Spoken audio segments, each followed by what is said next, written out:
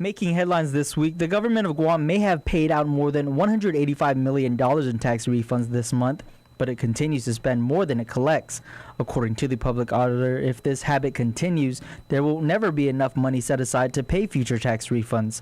An audit released Monday found overestimated anticipated revenues and expending beyond appropriations continue to fuel GovGuam's penchant to live beyond its means. A bank account was created in 2002 to set aside money to pay for tax refunds, but the audit found that account often goes ignored.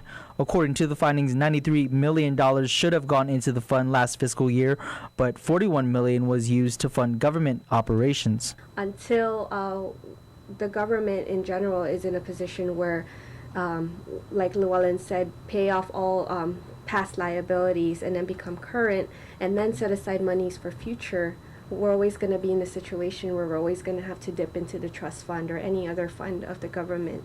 Department of Administration Director Benita Maglonia contends that if the Series B bond goes through to pay 2011 tax refunds, she believes the government will be back on track in paying the refunds. To view the audit in its entirety, log on to guamopa.org. South Korea's military is on emergency alert, and there is increased border air surveillance following Tuesday's announcement by North Korea that its leader Kim Jong-il died. According to Wire reports, Seoul asked its U.S. ally, which stations 28,500 troops, to step up surveillance by planes and satellites. 69-year-old Kim reportedly died from a heart attack on Saturday. Although there haven't been any particular moves by the North yet, the South remains on alert, and together with the U.S., they are beefing up the sharing of military intelligence. Joint Region Marianas, meanwhile, indicates they are aware of the reports but will not discuss their force posture. Meanwhile, the governor reacted, saying this should be a wake-up call to anyone in the federal establishment, like Senator John McCain, who have put impediments in front of the military buildup of Guam. Calvo challenged McCain to speak with the Secretaries of Defense and State to get some eye-opening briefings about the need for this force realignment. $20 million, that's how much Guam Resource Recovery Partners is seeking from the government of Guam, as they contend they've lost out on millions because the government has breached its contract to enter into a new waste-to-energy contract. GRRP's efforts to build a waste-to-energy facility go back to 1982, when the company's predecessor, International Energy Enterprises, Inc., entered into a license with the Guam Economic Development Authority and the government for the financing, construction, and operation of waste-to-energy facility. While the contract may have been deemed invalid by Guam Supreme Court after years of litigation, the company contends its licenses remain valid and that they clearly require the government to enter into a new waste-energy contract. GRRP's attorney Bill Mann stated that the government cannot avoid their contractual obligations in the license and amended license.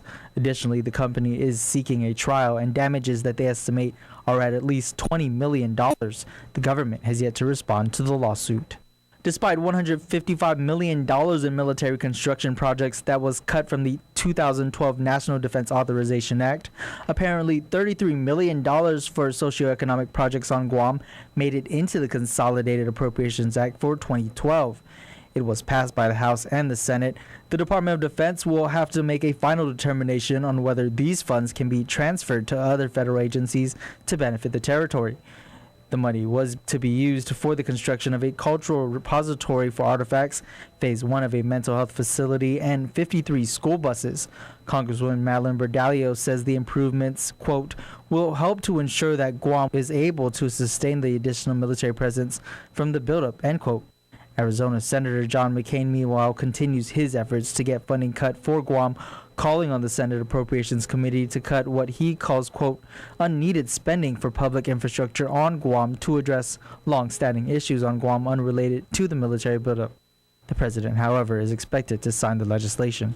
While students at George Washington High School are trying to deal with the overcrowding situation and beating the heat, waiting for the installation of air conditioners to cool things down, a facility once used for the interim JFK campus sits idle as the government drags its feet to decide whether it will terminate the contract for good or negotiate to purchase the property. In June of this year, Governor Eddie Calvo may have sent a letter to Cortec notifying the company of the government's intention to terminate the lease for the use of their own Teason facility. But apparently the contract is still on the table.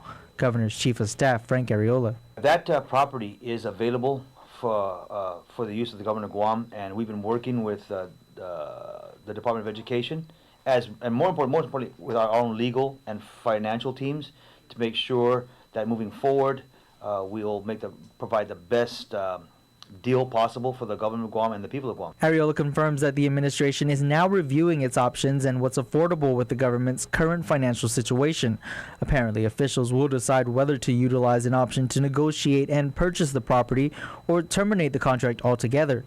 The Guam Education Board and Interim Superintendent Taling Taisano are hoping the administration allows DOE to use the facility as GW is left with overcrowding and classes with no AC, and Ontalan Middle School has leaky ceilings and flooding issues. Arreola says the administration hopes to resolve the issue by Christmas. It was supposed to be the largest deployment ever for the Guam National Guard, as well as any reserve component from Guam. But the Guard confirms that fewer soldiers will be deployed to Afghanistan in 2013. The Hawaii Army National Guard announced a reported change or cancellation to a pending mobilization for the majority of the 29th Infantry Brigade combat team that consists of soldiers from Guam and the CNMI. While the missions remain intact, Guam National Guard Adjutant General Major General Benny Polino says the announcement likely means that the number of soldiers to deploy in 2013 will be reduced by about 2/3 of the 850 that were slated to go.